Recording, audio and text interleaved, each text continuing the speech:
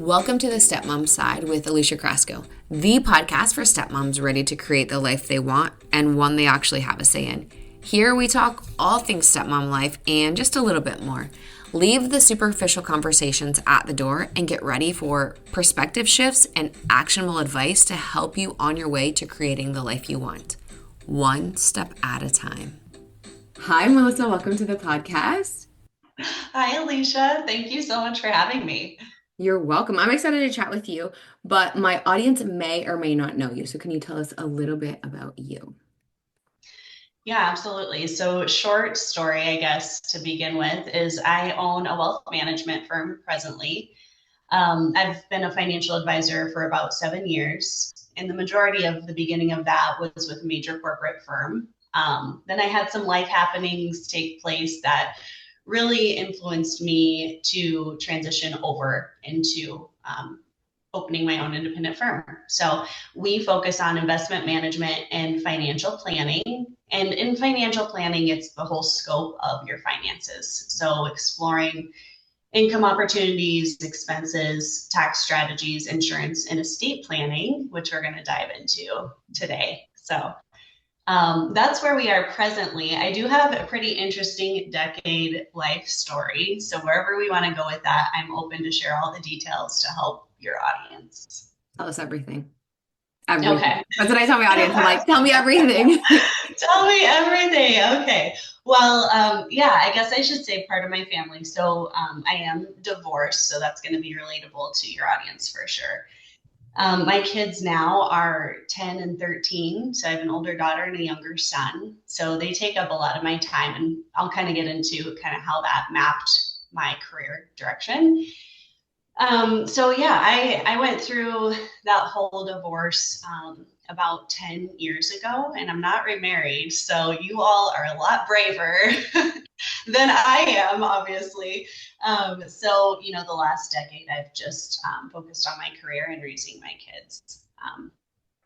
So going back, yeah, I left my divorce with a lot of debt. I literally remember looking at my checking account and having $263 in my account. A lot of debt, 2 kids. I actually wasn't employed because I had opened our shared business together and left that behind. Left the house that I had paid for. So yeah, really just starting over from scratch. Later on, I'd be really grateful for that. So it really kind of helped shape the way I view finances and kind of view like risk taking, but we can get into that later. So when people say, like, I don't know where to start, I'm starting over, maybe they're taking on all this other debt from a previous spouse, like I've been there. So that's pretty relatable as far as that goes. It's not a fun time at all in people's lives. So, really to get out of that, you have to make a lot of life changes. And that's what we did. I mean, we lived in a tiny apartment. We ate a lot of veggie burgers and frozen vegetables, hand-me-down clothes, the whole 9 yards to get our finances back in order. I sold my car, drove a beat-up Bronco, used the snowball method to pay off debt, rented my house whenever I could. Every tax return, went to paying that off. So, and that debt was, accumulated through a car, some remodeling on our home, and that type of thing. So once I got through that, I knew I never wanted to go back, right? So like when you have something that significant happen in your life and you come out of it, you make those changes in your life, you know how horrible it feels to be there and how hard it was to get out of that. So I knew I never wanted to go back. Even after that phase, I had a pretty good job and 2 kids in daycare, which is really expensive. So then the option really was to just make more money, and so I started making changes to kind of level up my career. I was recruited by one of the biggest brokerage firms, the largest brokerage firm in the US, as an employee and a financial advisor. So my salary wouldn't even cover my bills. So that was scary. So again, like that's where I come back to I'm a natural risk taker. It has helped and hurt in a couple different ways. But so there was no option for failure really. And so I knew like, hey, I had to find people that I want to work with, and it was go time. So that's really where I started what I would call like the quote hamster wheel that a lot of us women feel in our careers. So my kids were super young. They were, 2 and 5 at that time. And I remember like writing thank you notes all day on Sunday to the hundreds of people who I had met throughout the week. So like I definitely had that hustle phase. It paid off. I doubled my income every year for those first handful of years. And that's just kind of what I felt like I had to do is join that hamster wheel and take off to provide a different life for my kids. God has an interesting way of like putting your life into perspective. And I feel like he's done this multiple times throughout my life. Like, hey, I'm giving you signs, you probably need to reprioritize here. But this time it was huge. So I've shared with you a little bit like about what happened to my son. Should we get into that? Yeah. Okay. So it was almost 3 years ago. It was Good Friday, 2022. My son had a stomach ache. I thought he had had the flu all week. So finally, his tummy ache was pretty bad. We took him to the ER Good Friday and actually didn't return home for 4 months. So I went from, this like high stress career, basically 7 days a week, to completely stopping my entire life, leaving home. And on top of it, the most scary part of all of that was my son fell into a coma. He had really bad follow-up care after an appendectomy surgery, and he fell into a coma. We were life flighted to Children's Omaha Hospital, and he stayed that way for about 6 weeks, and then on and off for another 6 weeks. And during that time, I just completely reprioritized my life. So I've always been a Christian, gone to church, basically like do all the right steps, of a traditional Midwestern upbringing. But I had never been in a position where I had to completely give it up to Jesus. And there was a time where he was leaving for the OR. He went in every other day for a washout. All of his organs, his internal organs, were declared gone, and there was really nothing they could do. So they were just kind of going through the motions.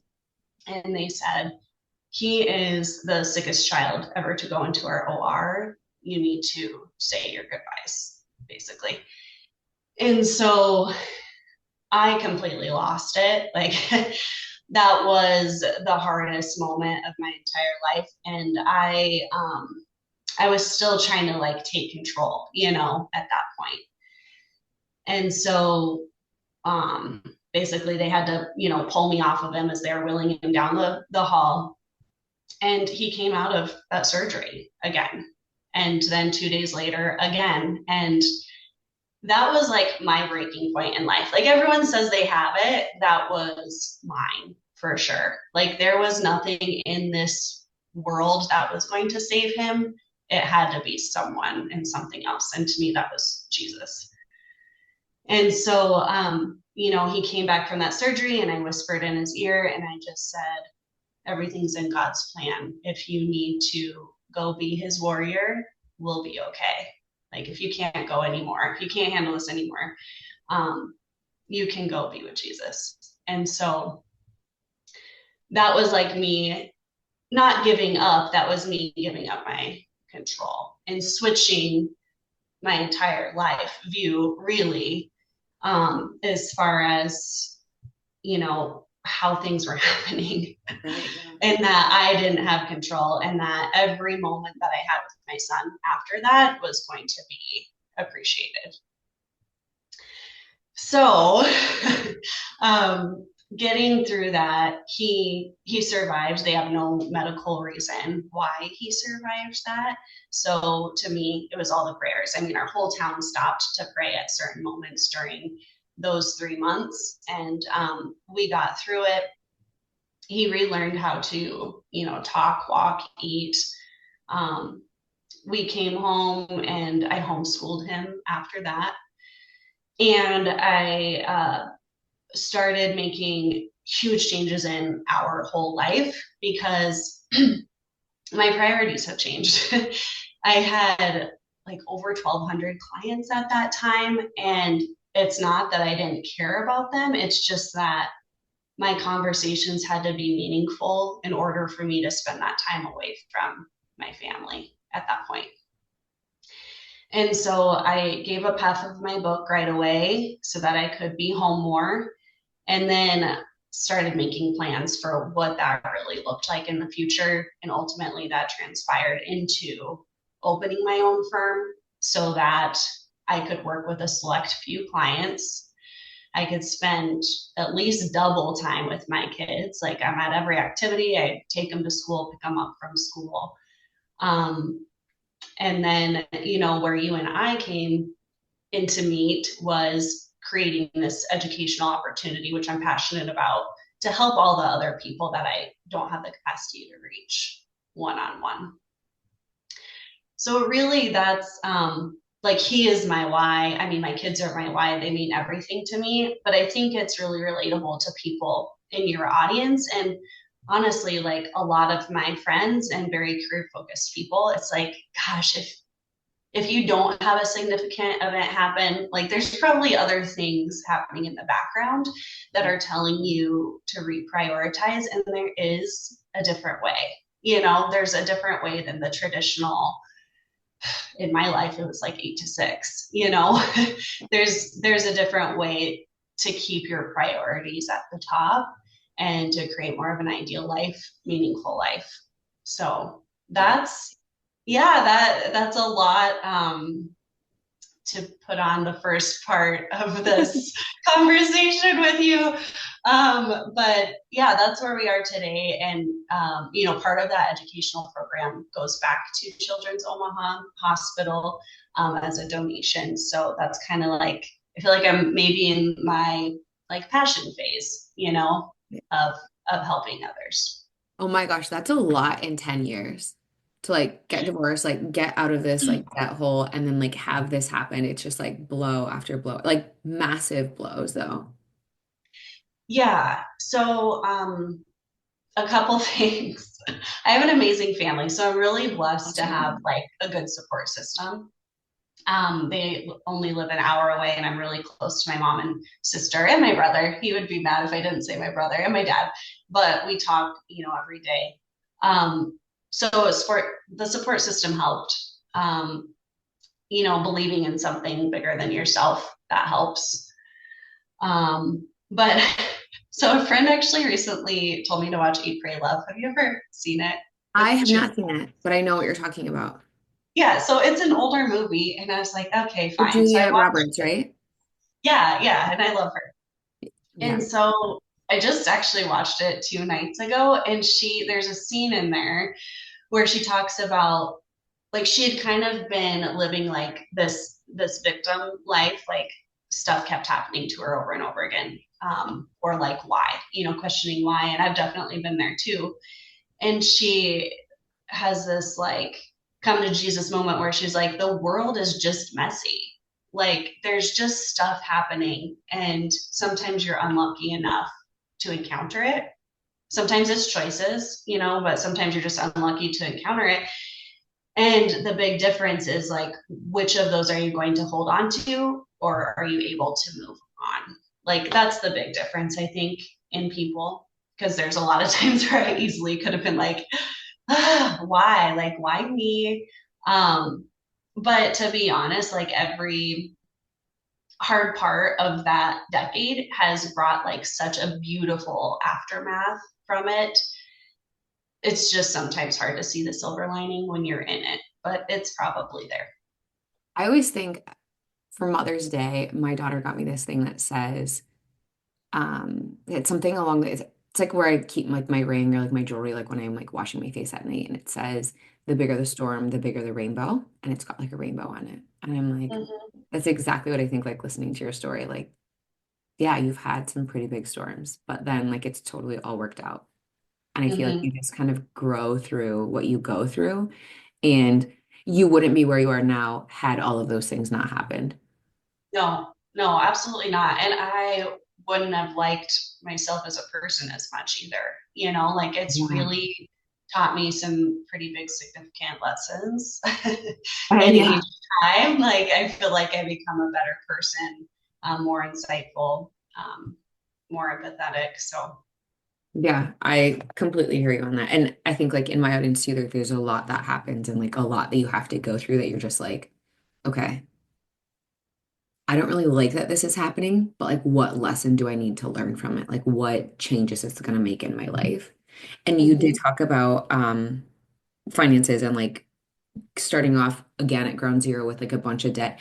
Can you talk to us a little bit about like building up finances? Like how do you do that? mhm. So, like part of that, you mean healing from the debt, like some strategies maybe? Mhm. Yeah. How do you do So that? Yeah, so so like one easy strategy I always teach to my clients and put on my social media too is a reverse savings approach because a lot of people just live paycheck to paycheck whether they need to or not. Hmm. So their paycheck or their business income is deposited into their checking account. That's their budget for the month, you know? So having a budget is obviously really important. I use a budgeting app and then I transfer that over into an Excel sheet because I Oh, live my yeah. life off of Excel. But there's such great, there's such great like free budgeting apps. So easy to do to just help you control your spending. Um, so one super easy tip. So you deposit all of your income instead into a savings account and then only transfer your budget into a checking account because Oh, brilliant. yeah, because then you're looking at your checking account, you're more conscious that you actually have a budget and then any overflow is already in your savings. So the other thing, like I remember when I first started doing this and I would want to go outside of my budget, make a purchase, whatever that may be, I would have to go into my savings, transfer the money in order to make that Yeah. purchase. And by the time you do that, you're probably over wanting that purchase anyway. Right? Yeah. So it's just like one extra step to help people for sure.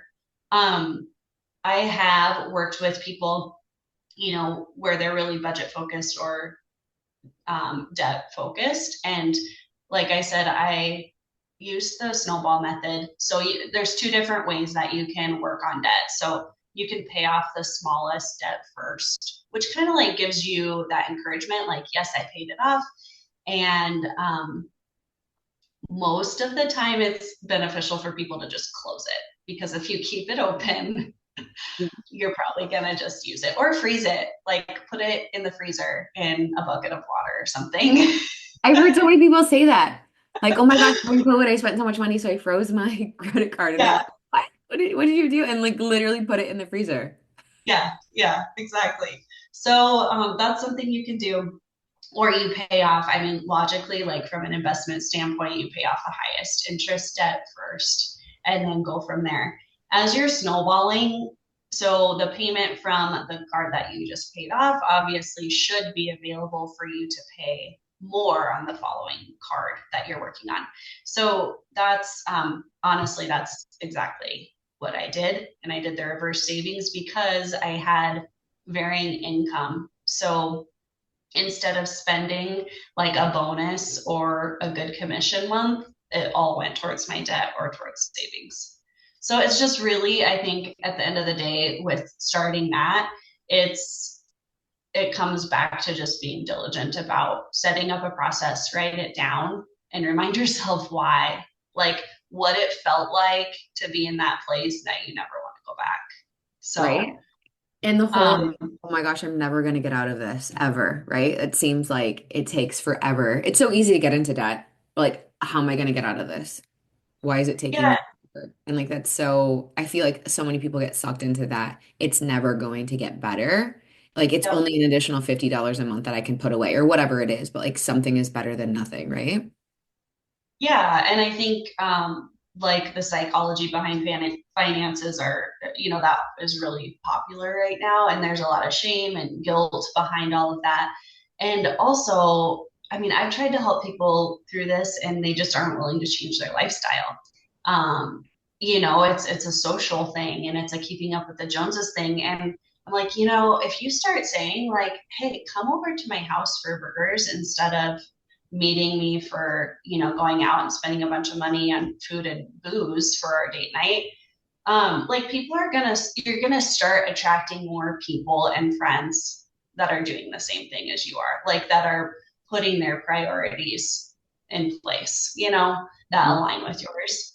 So I always tell people, or say like, hey, I'm really working on paying this off right now. Like, let's go to the park. And like there's so many free things to do socially that you don't have to go out and spend money on fancy dinners and fancy vacations and things like that. Like there is a time where maybe you just need to change your lifestyle.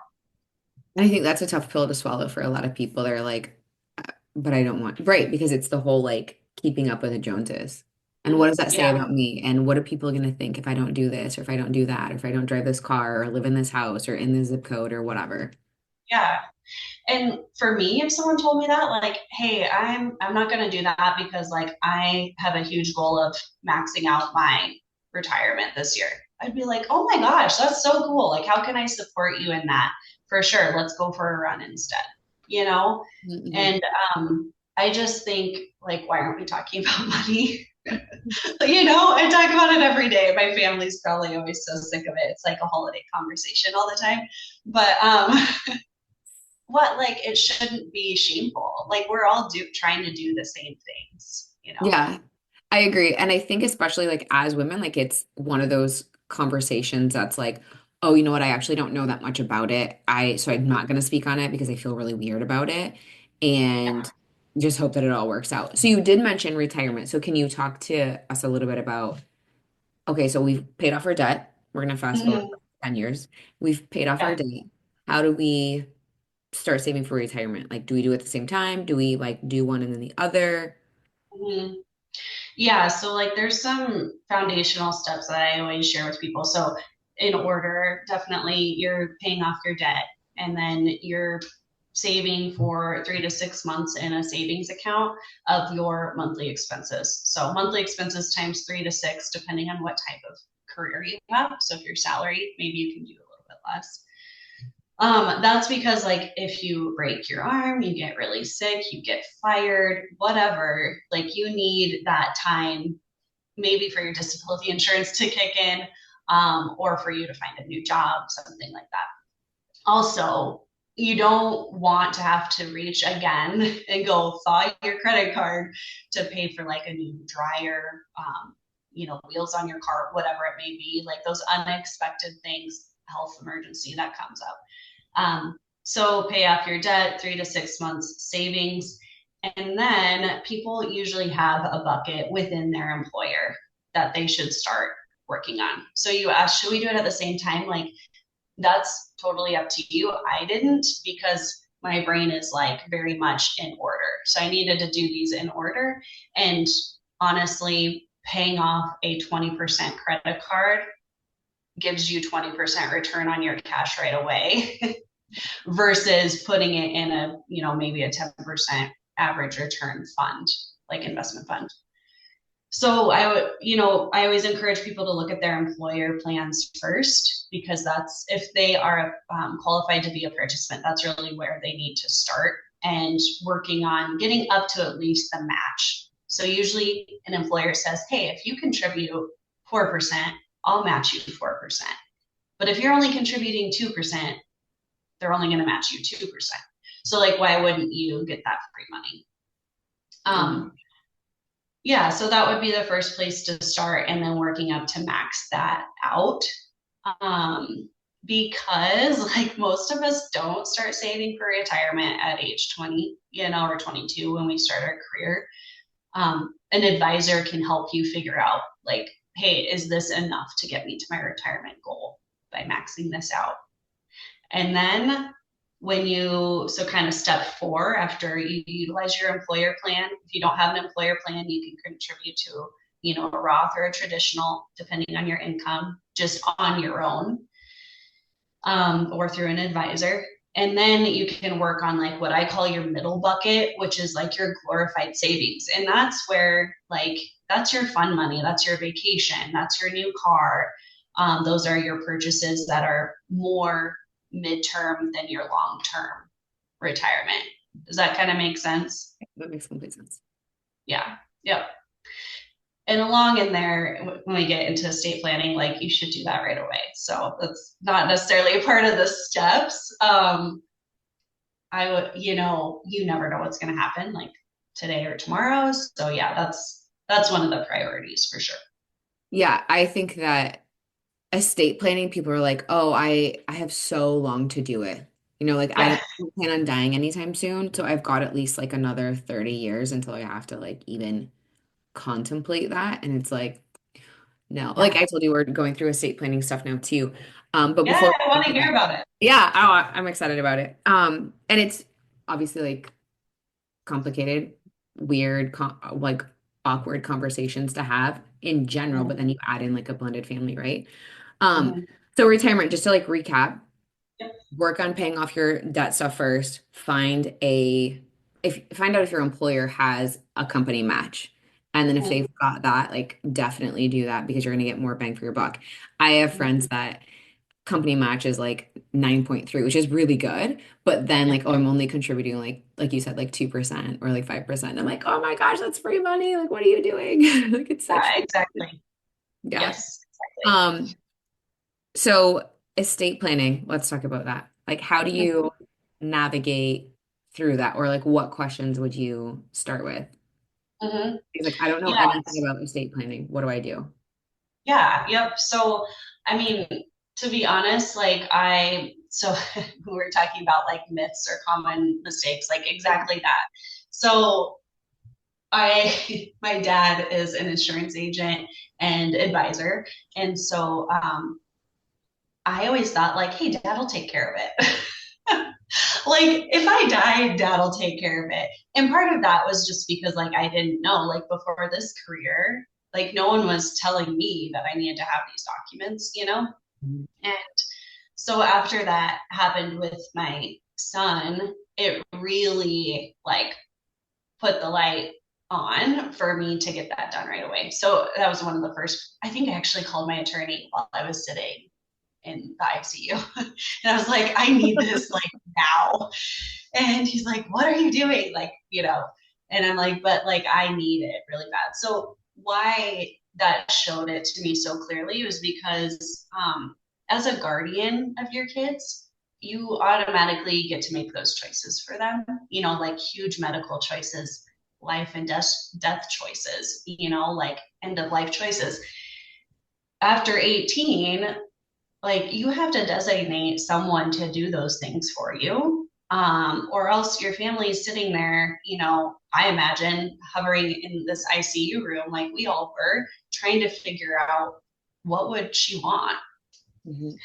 So that's where I was like, oh wow, like I really need those documents. And I'll go over what those like 3 essential documents are Wait for just a you. second, because I just thought like, wait, if somebody's listening to this, they're like, I don't even know what estate planning is. What can you Yeah. like break that down for us? Yep. So um everyone has an estate plan. Let's just say that for sure.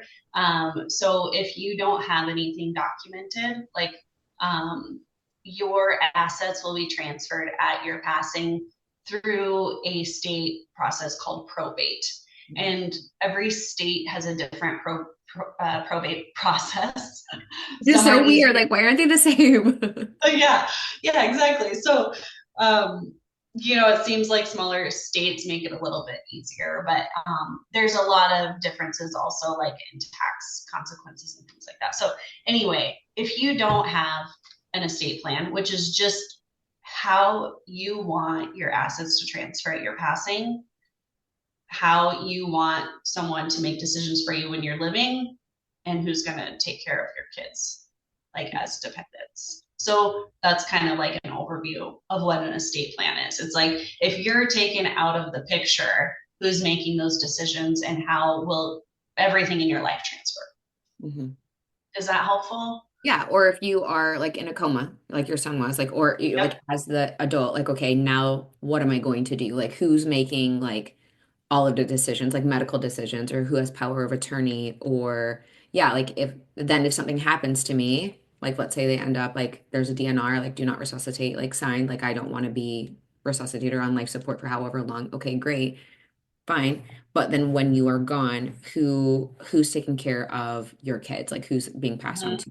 Who's getting your house? Who's getting your retirement stuff? Who's getting your savings? Like it lays out everything and like here's how it's going to work. Or if you've got young kids, are they getting like their inheritance money or is everything being divvied up like right then? Are they getting it like at different stages? Are they getting like percentages at different ages? Like what is happening? Like everything Yep. is well laid out.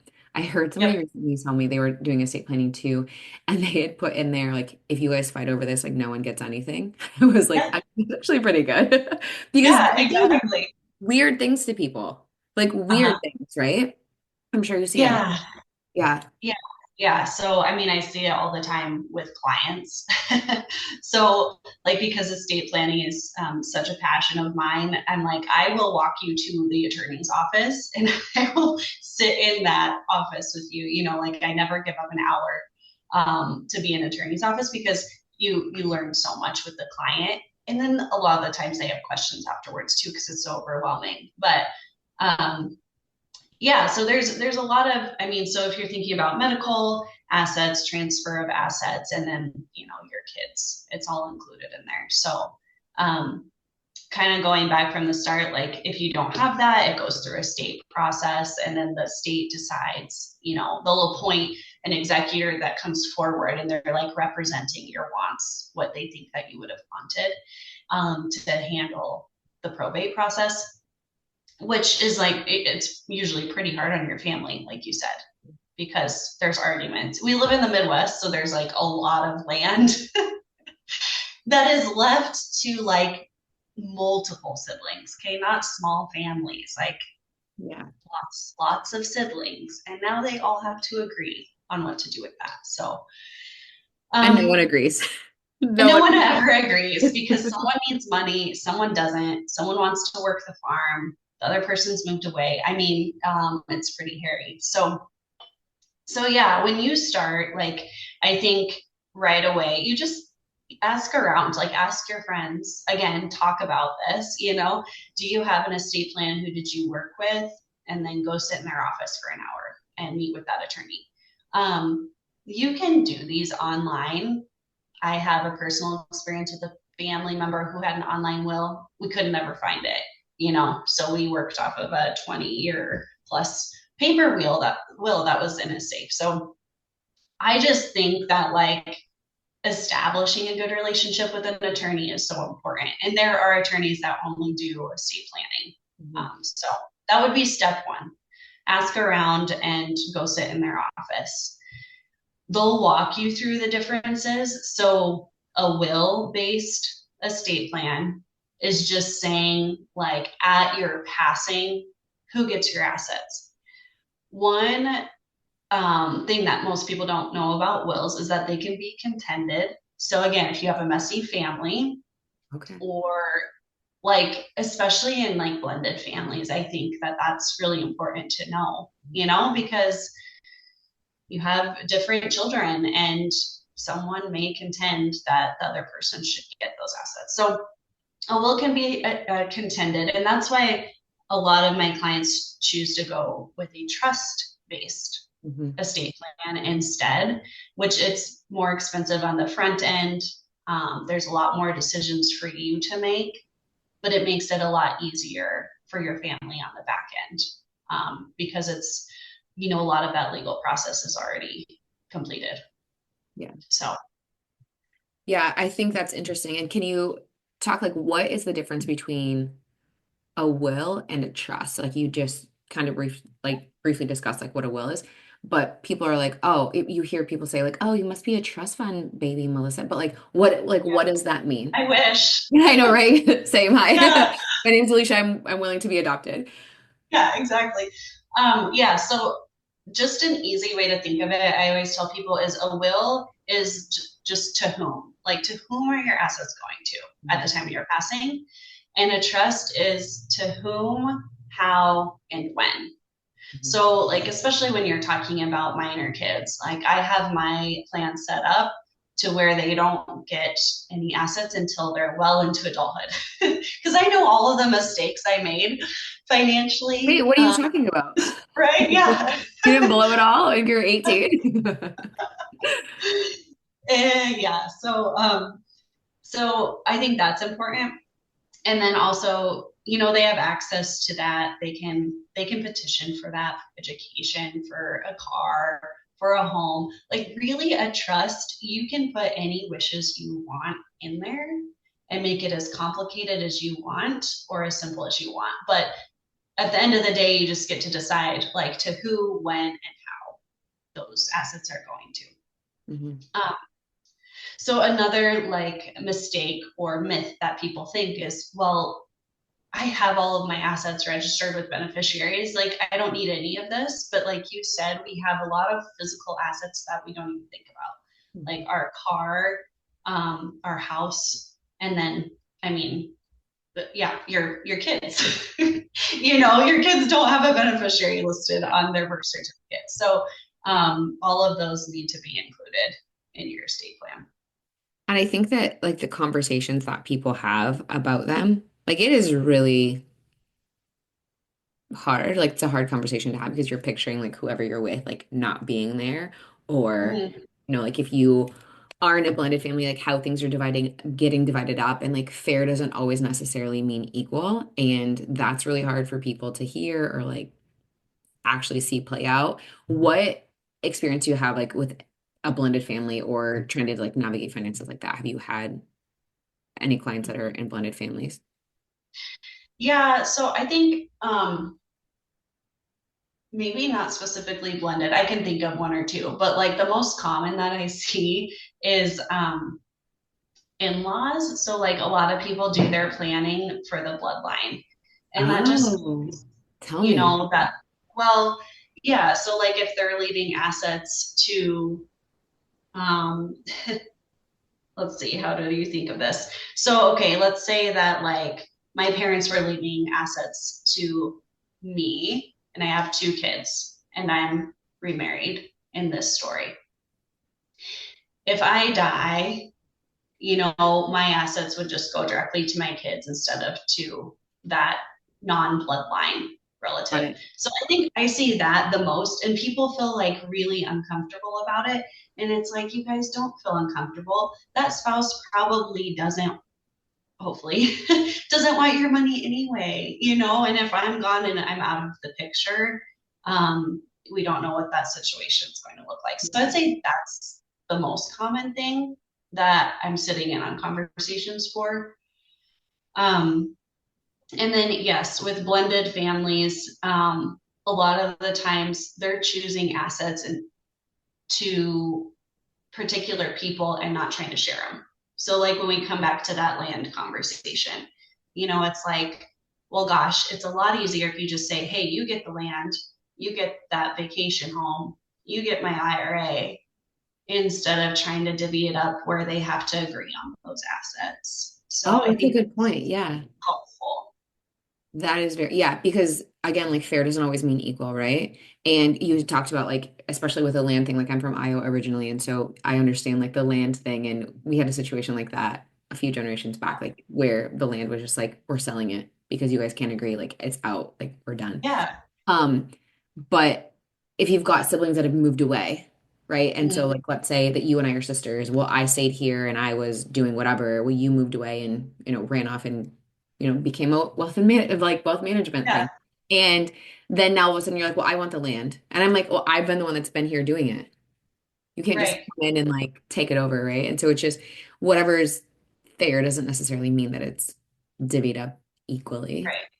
Yeah. Yeah. So two things on that, I think. So one is that I always tell people like make this your next Thanksgiving conversation. Like again, like why aren't How you talking about fun. it? like it can be fun. It may be a little awkward, maybe do it Yeah. like after dessert or whatever, but like the best estate plans are the ones that everyone knows about because then there's no surprises and it's already a really uncomfortable time. There's already going to be like shocking things that come up in the process. Like, why, if you already have it planned, like, why not share that with your Yeah. family so that they know and get those like uncomfortable moments out of the way? Yeah. So, and then two, like my favorite is when they come in and they're like, no, divvy it up like this. These are all my kids. Everything is equal. And you can tell that throughout their marriage, like they've agreed, this is my family. Your kids are my kids. My assets are all of your assets. Like that's the best feeling sitting in the office when that happens, I think. Yeah. Well, yeah, especially like being divorced and like having kids and like if they've got, I don't know if your ex is like remarried, but like how are they being treated? Like what does that look like, right?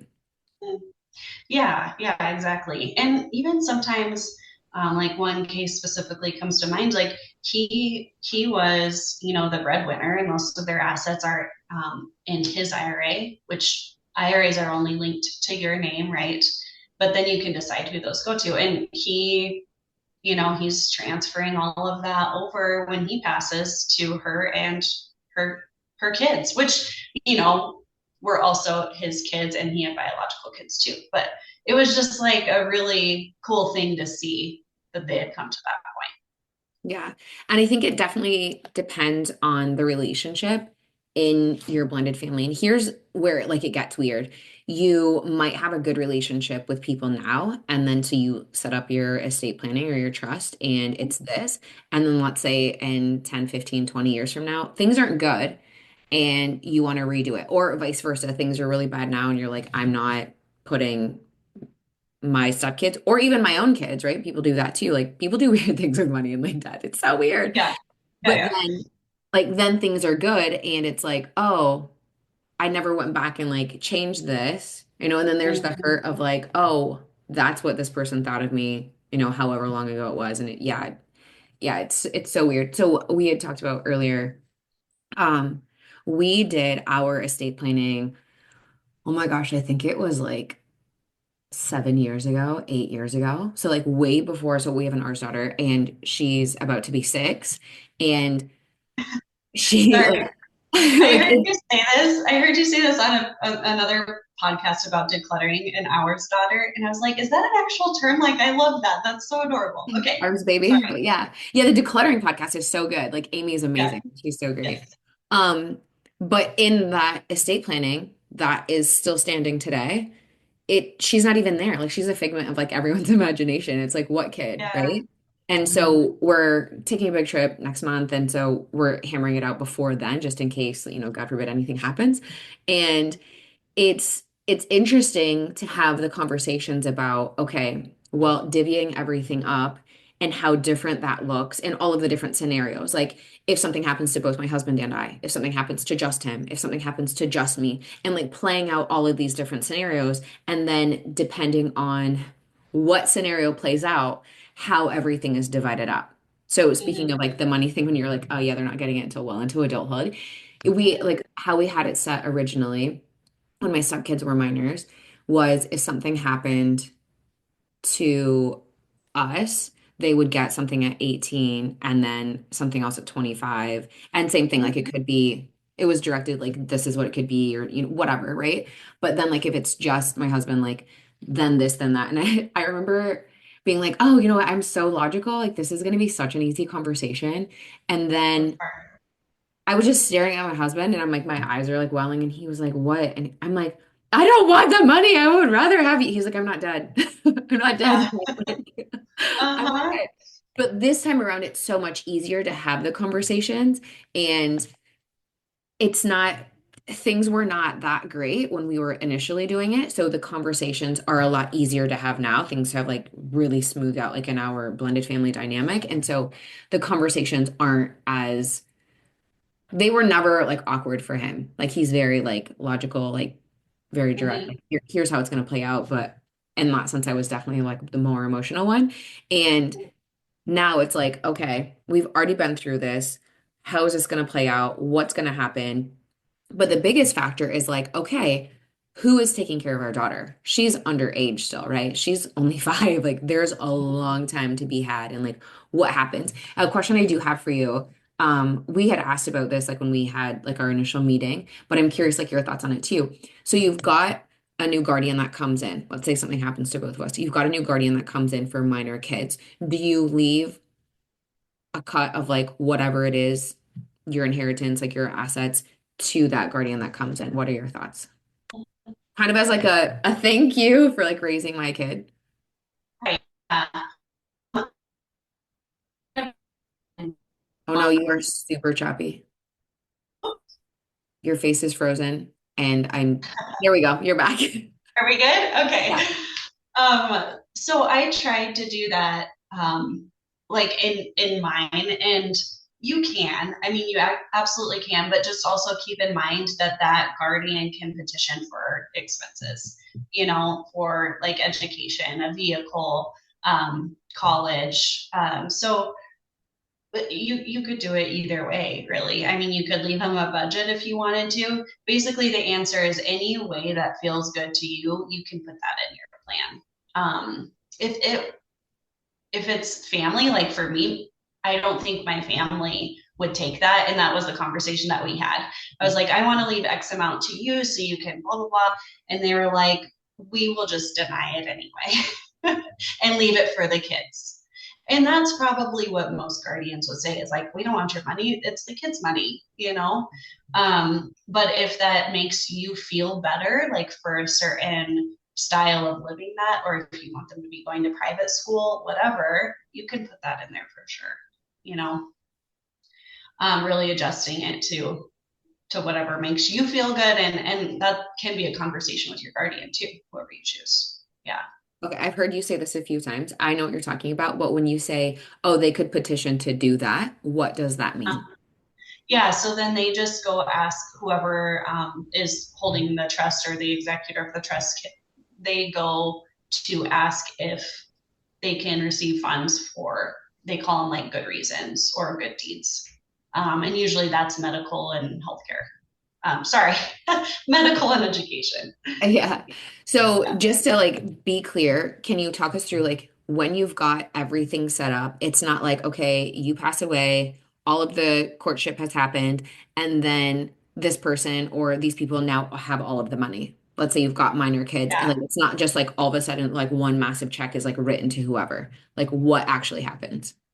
Yeah, no, you in your estate plan, you have to determine who will hold that trust. It's usually a financial institution. So, like around here, like a lot of our banks have a trust department and they're holding those funds, they're investing them based on what you declared in your estate plan. And then that's the institution that you go to withdraw those funds, or that your kids would go to withdraw those funds. And that trust department is also just responsible for keeping track of those timelines. It's also good for the kids to know, like, if at age 30 you get access to this, okay, well, maybe make contact with the institution and get that set up. So yes, no, it's not like everything is liquidated and sent out in a check somewhere. There's facilities that handle that. Yeah. It would be really nice to a degree, right? Like, but I know that like Yeah. will and estate planning or even like putting up a trust like is so confusing. There's so many different phraseologies, there's different jargons, and people are like, I Mhm. don't even know what you're talking about. Like I wanted to listen to this, but like I didn't know, or I'm interested in figuring that out, but I have no idea what any of it means. And so I've gone in and like talked to a lawyer, or I've gone in and tried to figure this out, and I'm just so overwhelmed. So I like that you gave steps like first do this, second do that, like third do this. Like it is really overwhelming. Like the first time that we went, I was just like, I can't believe you're gonna die. He's like, I'm not dying. But yeah, I didn't know what was happening. I'm like, I don't understand like what we're trying to do. Oh, okay, so we need all these different scenarios. Something Yeah. happens to me, something happens to you, something happens to the both of us, or if you are in a coma or if you are incapacitated and can't make those decisions, okay, what do you want for that? Like everything is really well laid out, which I do like. Um, Mhm. Yeah, Yeah. it's definitely something that if you're listening to this and you don't have something set up, I highly recommend it because you never know like when something's going to happen and you wish that you actually had something set up. Yeah, exactly. So there's like a part of urgency to this, Mhm. like get it done today, but also like you described, it's really not uncommon, like with clients that I sit in with, that they go to that initial meeting. It's pretty overwhelming, especially if you have a good attorney that can explain these things to you. It's a lot of information. And, you have to be ready to just be like, stop. Like, I don't know what that means. Go Yeah. back, write it down, have them draw pictures, whatever will help you understand it. And because that first conversation is so emotional, usually it's the second meeting. It's like, okay, take all of this with you. Like, Mhm. take a week to digest everything because you're going to have questions that come up like later that night while you're sleeping, whatever. You're like, shoot, we didn't ask about that, or that doesn't feel good, or we forgot about this person. And so it usually takes 1 to 2 meetings. And then even after that, they'll start to develop your documents. And depending on their timeline, may take weeks or months. And then you go back in and you can review and sign. So the urgency is to just get in for that first appointment. And yes, it'd be great if they can, do everything quickly, but it's a big decision and it's emotional too. So the other part of it is, yeah, take your time in making those decisions. Yeah. And just because you have it set doesn't mean that it's forever. Like you can go back and change Yeah, it. exactly. Yep. So that was a good point that you made. Like, so when do you need to update your estate plan, your will, your trust? So any major life changes, basically. So it'd be like a new partner, a new child, like children turning 18. You move, you have like other big assets, anything like that that changes significantly would trigger going back in.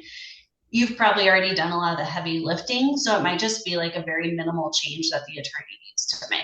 It might not change your entire strategy, just make a change.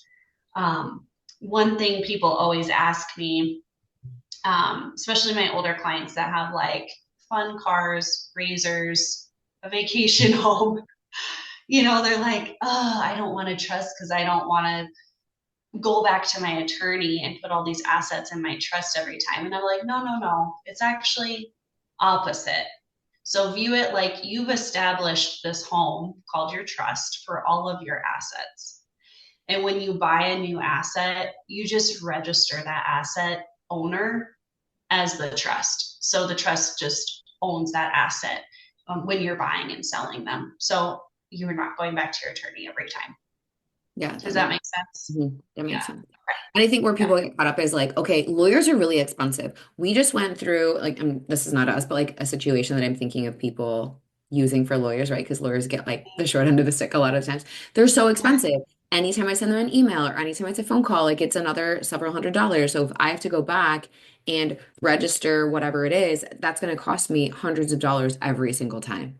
I'm not going to go back and do it. I think that's like the mindset there. Yeah, yeah, which is not the case. And yes, I mean, you're gonna pay for someone to set it up, but like think of all of the money and the mistakes that you are saving for your family, in case if anything happens to you. Um, so one thing that I wanted to mention, because we talked about like the will and the trust, but sometimes attorneys won't include the life documents, and these Oh, are what I call the 3 life documents. Can we hit on those real yeah, quick? of course. So, like the first one is going to be your last will and testament, and that's like outlining your wishes for the asset distribution and dependent care. It's in addition to your estate plan. It's just a separate document. Number 2 is going to be what we called the healthcare directive, like we were talking about before, and that's your living will. So that's what happens like while you're alive. Who's going to decide on your medical treatment? If you can. You know, yeah, when you cannot, including like you said, the advanced directive or DNR. Included in that's the medical power of attorney. So they're making medical decisions for you. it's also called like a healthcare proxy.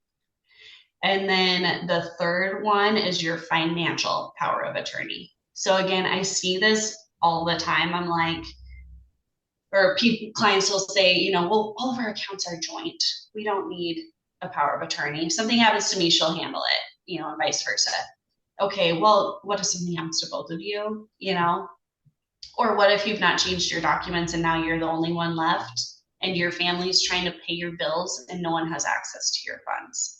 That's why you need a financial power of attorney. So they have access to your personal financial affairs in the case of, incapacity, where you cannot do that for yourself. So those are all really important. A lot of people don't know, like they might just set up a simple will or even online, but they skip it's called your life documents, which means while you're living, what's going to happen. I didn't So realize that those weren't included all of the time because when we did it initially, like it was included. So I just assumed that they always came along. So that's really good advice. Thanks. One yes, question I have for you about the financial one, in case somebody's listening to this and they're like, okay, yeah, so I've got this financial power of attorney, then like, how do they get access to my stuff? yeah. So as like the financial institution, so we have those power of attorney documents on file, or that power of attorney brings that to me like at that time with the documentation that this person's incapacitated. And then we have the ability from our side to say, okay, this has triggered the event that now are able to make these decisions and have access to the funds. So again, like you need to let that person know that this might happen, at some point, or it may never happen, but just so that they're aware and they can have a copy of that document. Yeah. And it's not like you just sign it and it's good. Like it has to be notarized, right? Like Yeah. we're not, yeah. Yep. Yep. Mm-hmm. I think people are like, oh yeah, we'll just like draw one up and it's good. I've never done it online. So if you get it done online, do you have to like print it out and take it into a notary? I'm actually not sure on that. And that's what I was going to say. Like, usually good attorneys in person will include these life documents, but I've just seen so many online wills that don't, like they just free and completed something and then they don't have their life documents done. I'm not sure if an online has a notary included or not. I'm not sure about that. Like that's interesting. Because yeah, I don't know. Oh my gosh, this has been so good, even if it's kind of like a conversation where people are like, this is so morbid, but it's such an important conversation to have. I know. And I feel, yeah, I mean, like, so my story is kind of heavy, but like, I also talk about this every day. So it's not as heavy for me, but yeah, people are probably like, oh, geez, it's pretty intense. But yeah, we're just kind of used to talking about it all day. And I'm kind of like your husband, like, I'm very logical, like, here's the steps you take. Yes, this is going to happen. We just don't know when, Yeah. so you should have it put into place.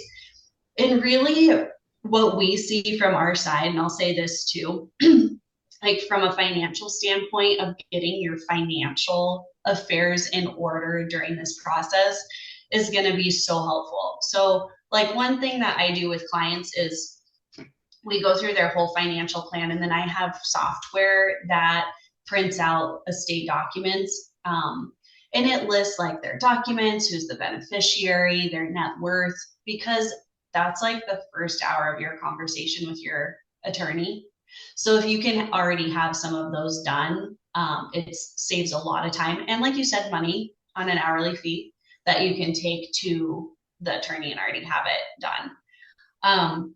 But like if you have retirement plans all over the place from the 10 places you worked and like 10 savings accounts and, you know, 5 life insurance policies that you haven't looked at in 20 years, like it's a good time to just gather all of that. It's time and talk with your advisor about consolidating what it looks like. I mean, that's what I do every day, and it just makes such a big difference for you too, so you can see all of your assets, but like also for your family. Yeah. Like here's the institution, here's the account numbers, here's the benefit. Like literally everything is laid out. And yeah, I get that like you do this all the time, but yet when you're sharing your story, I was like, oh my gosh, I'm so glad I'm not talking right now because I'm over here like tearing up and like trying Oh, not to I cry. know. But it was like, I oh know. my gosh. But Just trying not to look at you. right, I'm like, it's a weird conversation. It's really hard. And, no one really wants to think about like the end of their life or like what's going to happen.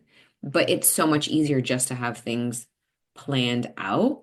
And it's one of those, estate planning was something that I had not even thought of until like my husband had brought it up. And I was like, oh, yeah, I guess we should do that. Like we're fairly young. Like why are we doing this? But yeah, you never know Right. what could happen. Right, exactly. No, and you're among like the common because most people don't. Like whenever I host an estate planning seminar, it's packed full of people from all ages. I mean, you'd be surprised. And unfortunately, like it comes to mind when people are retiring, because they're just like going through the motions, but it really needs to be done like as soon as you learn. And I do have to make one disclosure, which you're probably like, oh gosh, what's the financial disclosure? But since we are such a heavily regulated industry, and I'm a certified financial planner, we could have a whole episode on bad financial advice out there on social media. So that's just a side note. Follow That would be someone that, so fun. yeah, follow someone that like actually has some credentials because there's just so much bad advice out there. But like everything we talk about and everything that I do through education is purely education based. Like that applies to general public. Like it's not, intended or directed to be what you should do. And I always recommend, like for your personal situation, I always recommend visiting with your CFP, which should be a licensed financial advisor, your CPA, and your attorney. Like those three professionals are your team. So anything we've talked about, education based, make sure it applies to your personal situation because it may or may not. And I'm not an attorney. I just work with estate planning alongside attorneys and alongside with my clients. I've thought about law school, but I just don't think it's on the docket. But so those are my disclosures for you from the financial industry. Oh my gosh, this has been so great chatting with you. Tell everyone where they can find you, please. Yeah, thanks so much, Alicia. So you can find us or our information on hamptonwm.com. So our wealth management firm is called Hampton Wealth Management. That's where we'll showcase our workshops and our upcoming financial planning programs that we're launching. Awesome. Thank you so much. It's been great to chat with you. Thanks for taking time to listen to this week's episode. If anything was helpful or resonated with you, please share it on social media and tag me. I'm just at Alicia Crosco. And if you could leave a 5-star rating and review while you're at it, that would also be really helpful. And if you find yourself struggling with your stepmom journey and you want a little bit more support without the hefty price tag of coaching, you might want to check out the Stepmom Side community, which is my own private community for stepmoms, where you get to connect with other stepmoms around the world and myself, where I hold weekly office hours and monthly group coaching. It's kind of like you have your own personal coach in your own back pocket, again, without that hefty price tag. See you next week.